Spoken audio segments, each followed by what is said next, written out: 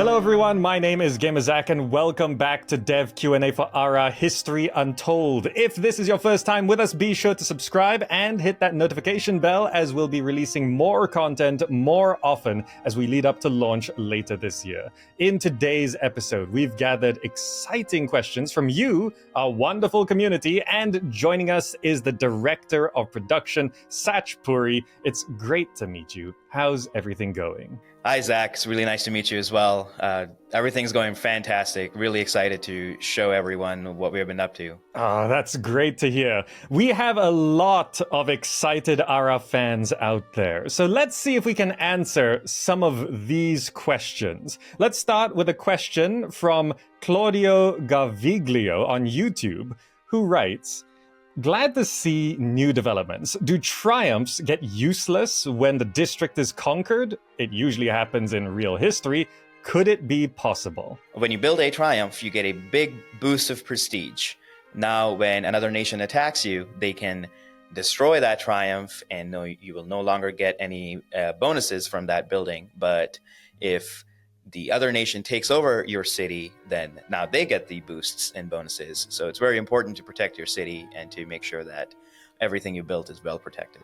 Next up, we have Mark943 on YouTube who writes, I would like to know if there are alternative game modes other than the knockout one already shown, like a traditional Civ one. Absolutely. Thank you for your question again, but yes, we have settings where you can turn off the knockout mode and just play it like a traditional 4X game. All right, moving on. Our next question is from Tyjamin Roark 5830, who asks, are there ocean mechanics and ship battles and exploration? Yes. It's very just to add to that, yes, we do have water and ocean play is very important in our game. We do have ways to harvest resources from water. You can set up trade networks. You can protect your trade networks and have battles in water. You can have ships attack cities and buildings and armies and forces from the water, as well as you can move your land forces into an embark mode after a certain technology to have them go to a different continent and conquer that part of the world as well. All right, this next one comes from My Fish Is Not Happy 1595 on YouTube, who says, Super Zach, about maps, is it possible to found a city on top of a mountain? Incas, Swiss, Tibet, it's very easy to overlook that aspect. Cheers, and don't forget assassins, crusaders, killer whales, spinosaurs, giant Bigfoot, friendly AI, airships, ninjas, mounted samurai, and all the asymmetric units possible. All right, I think there's a two-part question, so I'll answer in two segments. First of all, hope your fish finds happiness. Yes, you can found a city in many different biomes. You can found it on a coast, in hills, and forests, and swamps. But we do have mountains that are impassable and unbuildable as a unique element to the map to add some dynamic-ness to our procedural maps. And to answer your question about asymmetrical units, we would definitely love to add those as post-launch content in the future. There's a lot of scope here to add, and that's something we are definitely interested in doing. All right, so you can found cities on some mountains, but not all mountains. Correct. Okay, that does make sense, yes. Okay, so next, we have SunclawsWits 2707 on YouTube, who writes, this looks great. Love to hear that AI is not cheating, but has improved decision-making where the AI can plan further ahead in time, like in chess. Zach contributing to this gives us a seal of approval as well. Thank you from me. I agree with both of those comments. Thank you for your comment. Yeah, our AI is very, very sophisticated and cool. I personally find it very, very annoying when I can clearly see that the AI is cheating and units and forces are being popped out of thin air and AI is getting granted free items. It just feels unfair to the player and it takes a bit of fun out of it. So we, as our AI team, has designed two systems that talk to each other and work side by side. One is called the Concrete AI system, which takes immediate action and it reads the state of the world on a turn-by-turn basis and reacts to whatever is happening in the game.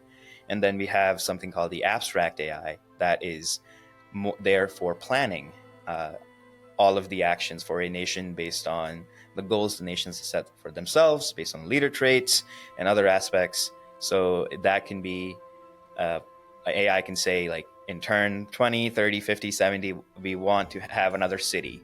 And then we will have under the hood all of the actions we have to do to set up a new city. And then our concrete AI will react turn by turn and see how they can achieve that, and then react to players' actions or other AI's actions. And that really makes our game feel more dynamic and alive, like a real world simulation, versus just things happening in the fog where a player might not know how did they get all so far ahead. No, that sounds amazing. So there's like this short-term thinking and then long-term thinking that's working together. Absolutely, that's very clever. So we're trying to mimic like real life, where you say, like, I want to work out and go to the gym, and then every day you look at, well, do I really want to do that today? And you react to, your world, how your day is going to be, your schedule is going to be. So trying to bring that into the game as well. Yeah, like an actual human. Yes. All right, so this next one is something I know the fans have been asking for. At S23K on YouTube writes, please release some normal gameplay. Hard to get hyped when we can't even get a feel for the gameplay loop. Yes, so we absolutely will show you a lot of gameplay. We're planning to start doing dev streams and dev plays this summer. Please follow us on our social media. Wishlist the game on Steam, and you'll be seeing some really cool gameplay very soon. Next, we have a question from Goncher Gaming on X, who asks, what's the thing you have liked working on the most for Ara History Untold? Oh boy, there's so many to choose from. If I have to pick one, though, I will say it has to be our cinematic combat system. We have tried for a very long time to make our battles look epic and to show the weight of combat and warfare in our game. We tried many iterations. It was a labor of love, but ultimately what we landed on, I absolutely adore and love. It looks amazing, and it really shows the scale of warfare and how destructive it can be.